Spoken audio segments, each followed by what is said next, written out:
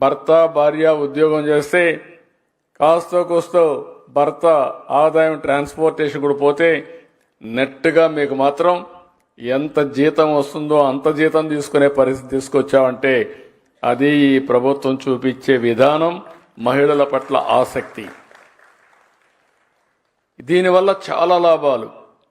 పిల్లలు చదువుకోవాలంటే, స్కూలుకు పోవాలంటే ఈజీగా పోవడం, ఇంకొక పక్కన ఎవరైనా వ్యాపారాలు చేసుకోవాలంటే వ్యాపారాలకి సులభతరంగా ప్రయాణ సౌకర్యం చేయడం, ఇంకొక పక్కన ఎవరైనా దేవాలయాలు చూడాలనుకుంటే ఇంట్లో కూర్చొని బోరు కొడితే దేవాలయం కూడా చూసి దర్శనం చేసుకుని మళ్ళా ఇంటికి రావడం, ఇలాంటి అనేక వినూత్నమైన కార్యక్రమాలు. ఒక్క విషయం మీరు గుర్తుపెట్టుకోవాలి.